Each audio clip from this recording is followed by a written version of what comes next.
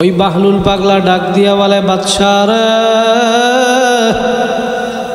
जमाना बाए खाले राता नहीं, गुजस्ता जमाना फिर आता नहीं। বাচ্চা তোমারে আমি গড় দিব, কিন্তু একটা শর্ত, গতকালকে যেই দিনটা চইলা গেছিল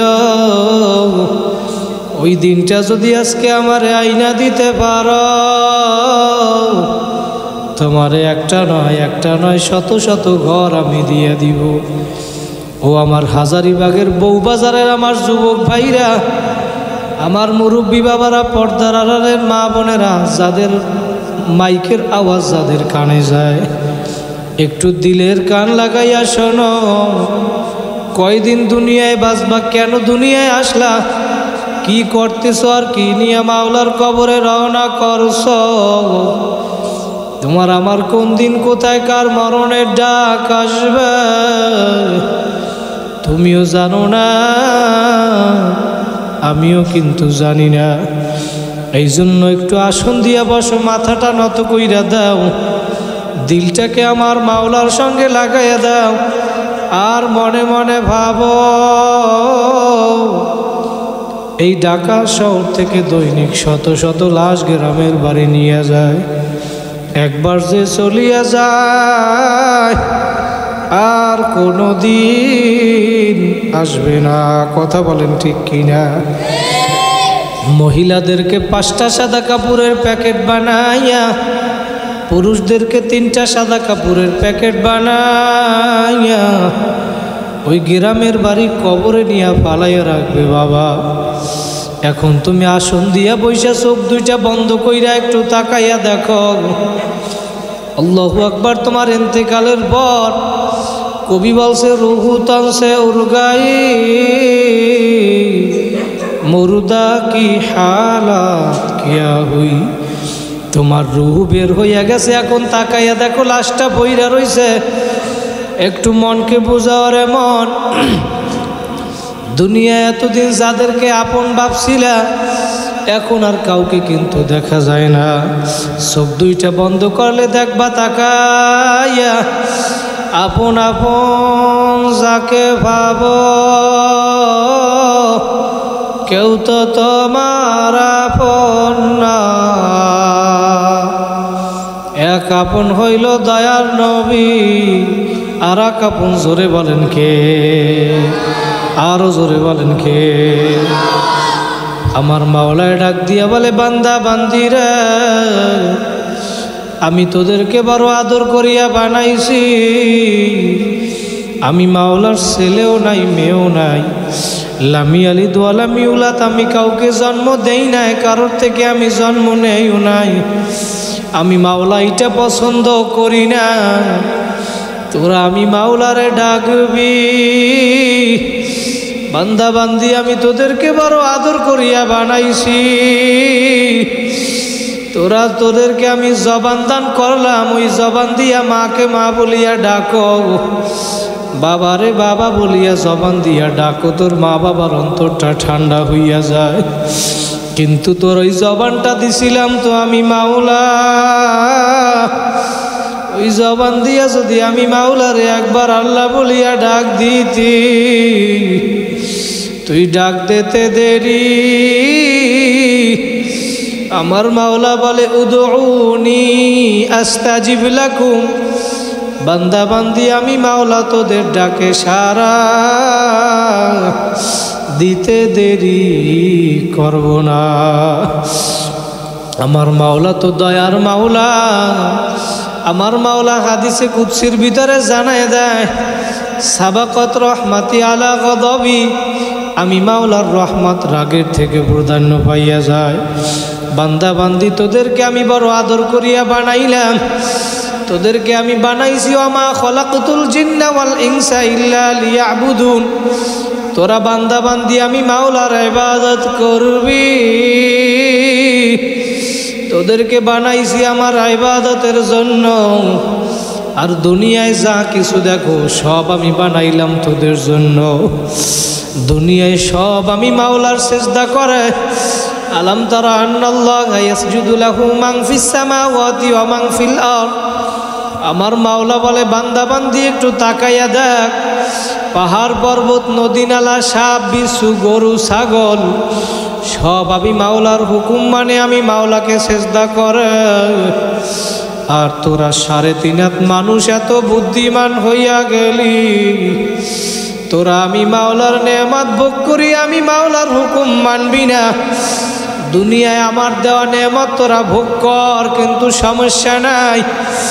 তোরা আমার নেয়ামত ভোগ করো, আমার দেওয়া নেয়ামত চক্ষু দিয়া দেখো, আমার দেওয়া নেয়ামত হাত দিয়া কাজ করো, আমার দেওয়া নেয়ামত পা দিয়া কাজ করো। ধানের ভিতর থেকে চাউল বের করিয়া পাক করিয়া খাও, নেয়ামত আমার মাওলার। গাছের থেকে ফল পারিয়া খাও, নেয়ামত আমার মাওলার। মাছ পানির ভিতর থেকে মাছ ধরিয়া খাও, নেয়ামত আমার মাওলার। গাভীর বান্দের থেকে দুধ দোয়াইয়া পান করো, নেয়ামত আমার মাওলার। আমার মাওলা বলে বান্দা বান্দি আমি তাকাইয়া দেখি, তোরা আমার নেয়ামত ভোগ কর, কোনো সমস্যা নাই, কিন্তু তোরা আমার ইবাদত কর। কিন্তু তোরা না না আমি মাওলার নেয়ামত ভোগ করি, আমি মাওলার হুকুম মানো নাই। আমার পক্ষ থেকে ফজরের সময় মুয়াজ্জিন ডাক দিছে, আসসালাতু খায়রুম মিনান নাওম। বান্দা বান্দি ঘুমের যে নামাজ ভালো। মুয়াজ্জিন ডাকছে, আজান কানে গেছে, তারপরেও ল্যাপ কম্বল গায়ে দিয়া ঘুমাইছো। আজান কানে যাওয়ার পরেও মসজিদে আসো নাই। আমি মাওলা তো দয়ার মাওলা, তোরে ফজরের সময় ডাকলাম মসজিদে পাই নাই। আমি মাওলা রাগ করিয়া তোর খানাও বন্ধ করি নাই, পানিও বন্ধ করি নাই, বাতাসও বন্ধ করি নাই। আমি মাওলা অপেক্ষা আছি। বান্দা বান্দি জোহরের সময় আবার ডাকলাম, আয় আয় আয়। তোরে আমি জোহরেও পাই নাই, আসরে ডাকলাম, মাগরিবে ডাকলাম, এশায় ডাকলাম, ওই টঙ্গীর ময়দানে ইস্তেমার ময়দানে ডাকলাম, সরমনার ময়দানে ডাকলাম, তোরে আমি তাবলিকের ময়দানে ডাকছি, রমজানের সাহারিতে ডাকলাম, বান্দা বান্দি তাহাজ্জুদে তোরে আমি ডাকলাম, আয় আয় আয়। আমি মাওলা লা তাখুযুহু সিনাতু ওয়ালা নাওম, আমি ঘুমাই না, জিমানিও নাই আমার। তোরা আমি মাওলারে ডাকতে দেরি। এই রাত্রবেলা 3টার সময় এই হাজারীবাগের বউবাজারের সমস্ত মানুষগুলা ঘুমায়। তুমি 3টার সময় উঠা উজু বানাইয়া যাই নামাজটা হাতে লইয়া যদি আমার মাওলার সামনে দাঁড়াইতে পারো, তুমি নামাজে দাঁড়াইয়া 2 ফোঁটা চোখের পানি ফালাইতে দেরি, আমার মাওলা তোমারে কবুল করতে দেরি করবে না। ও আমার হাজারীবাগের, ঢাকার হাজারীবাগের ভাইরা, আমার মুরব্বী বাবারা, পর্দার আড়ালের মা বোনেরা, ও ধনী ও গরিব, ও ব্যবসায়ী আমার ভাইরা, একটু দিলের কান লাগাইয়া শোনো বাবা, কখন তোমার আমার মরণ হবে কেউ জানে না। ওই সন্তানের জন্য, যেই পরিবারের জন্য এই বউবাজারে দোকানদারি করছো, ব্যবসা করছো, কাঁচামালের ব্যবসা করছো, অটো চালাইছো, ভ্যান চালাইছো, রিক্সা চালাইছো, মাথার গাম পায়ে ফালাইয়া পরিবারের জন্য সম্পদ গুছাইছো, দালান বানাইছো, ঘর বানাইছো, তোমার মৃত্যুর পরে এখন তাকাইয়া দেখো ওই ঘরের ভিতরেও কিন্তু তোমার জায়গা দিবে না। তোমার ওই লাশটা নিয়ে বাড়ির সামনে উঠানের ভিতরে ফালাইয়া রাখবে, তোমার সন্তানরা এসে তোমারে ডাকবে, বাবা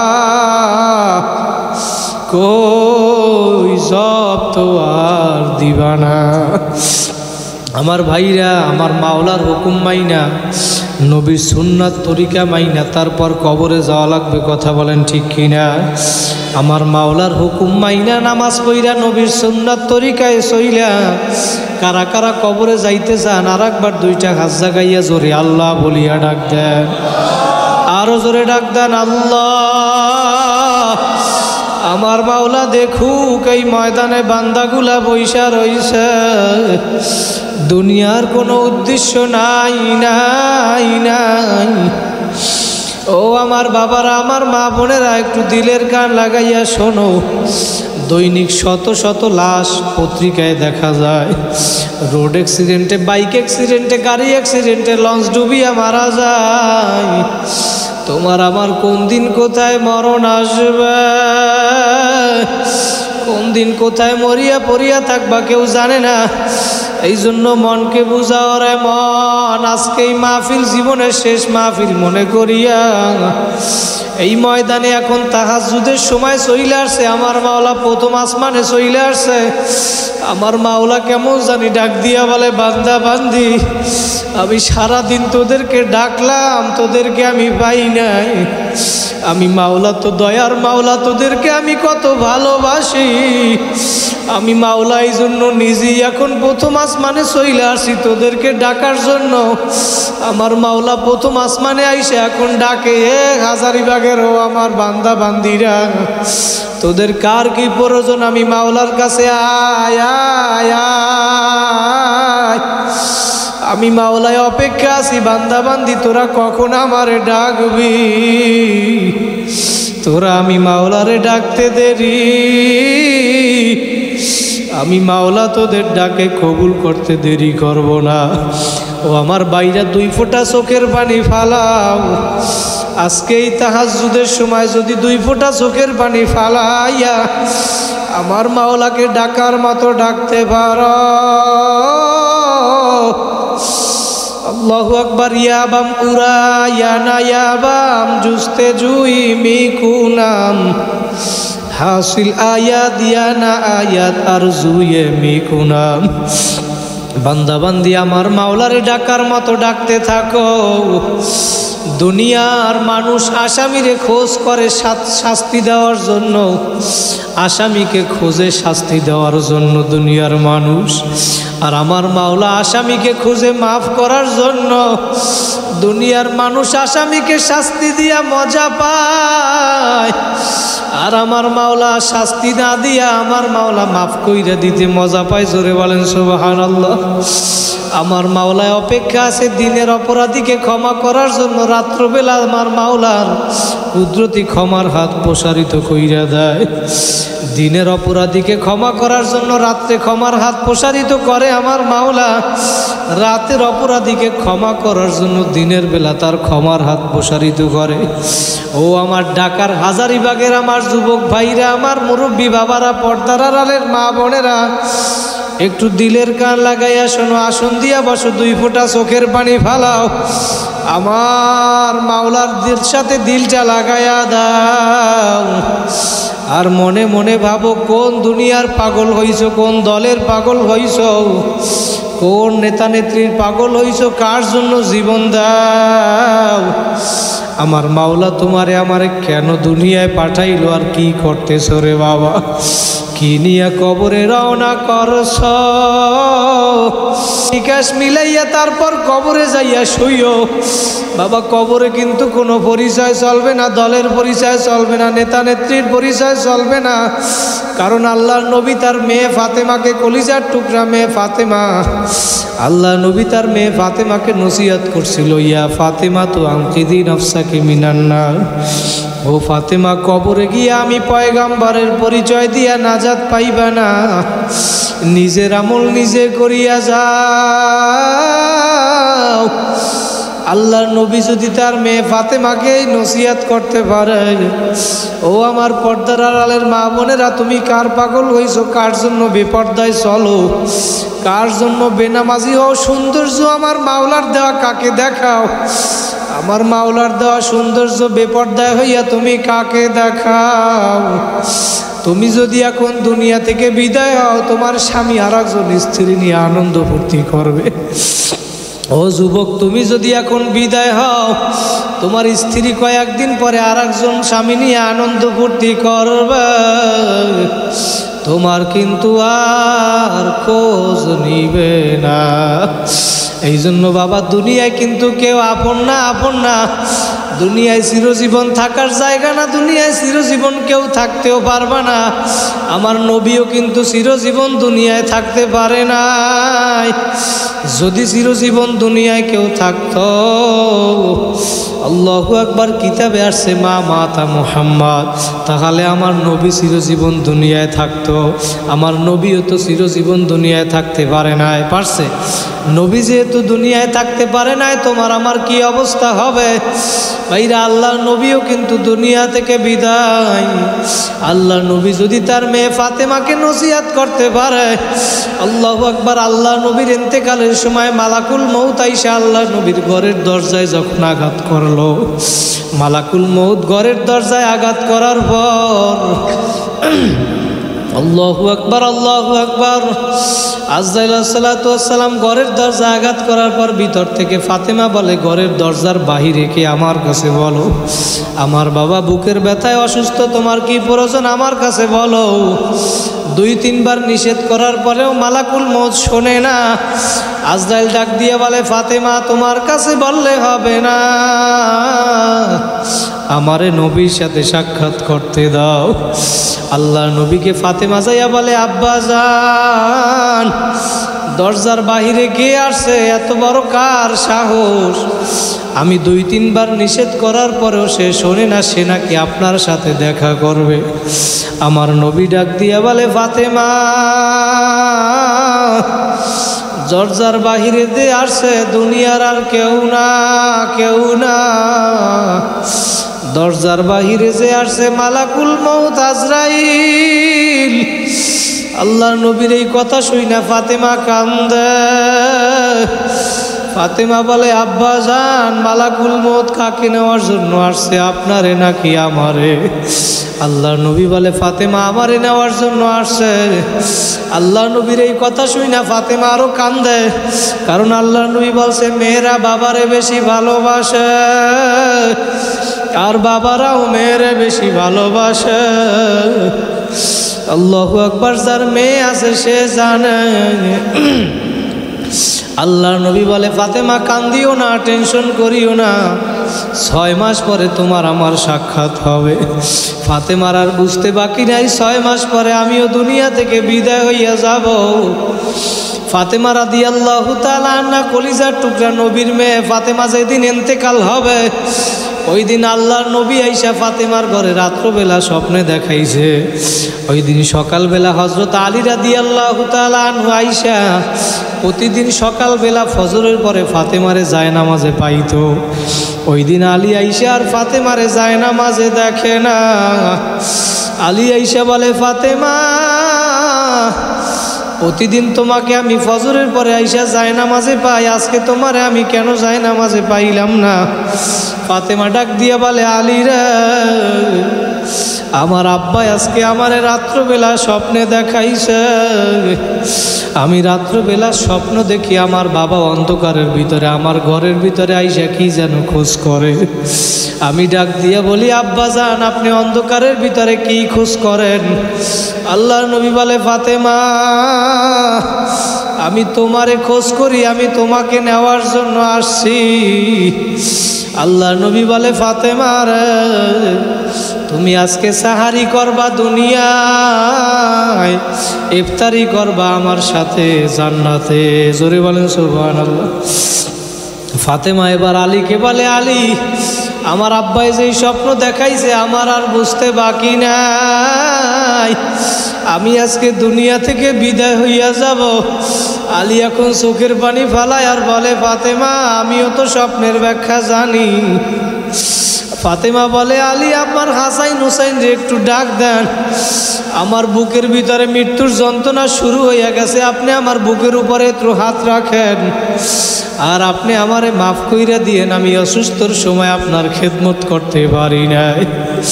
ফাতেমার এই কথা শুইনা এখন হাসাইন হুসাইন ও কলিজার টুকরা ফাতেমার মেয়ে হাসান হুসাইন এখন ফাতেমার কাছে বইসা কান্দে। আলীও কান্দে, ফাতেমাও কান্দে। ফাতেমার মৃত্যুর যন্ত্রণা শুরু হয়ে গেছে। ডাক দিয়া বলে, আলী, আমি আপনারে কিছু ওসিয়াত করব। আমার ইন্তেকালের পর আমার হাসাইন হুসাইনের নানাও নাই, আমি মাও দুনিয়া থেকে বিদায় হইয়া যাব।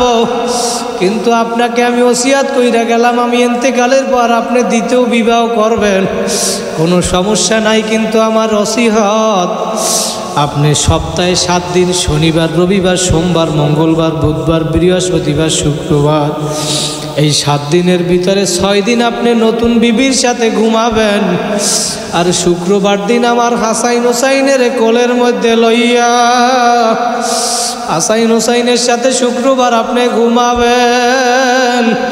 কারণ হাসাইন হোসাইনের মাও নাই নানাও নাই, হাসাইন হোসাইন যদি আপনারেও না পায়, এই জন্য আপনি যদি শুক্রবার ওদের কাছে থাকেন ওরা বুঝবে আমার বাবা আছে।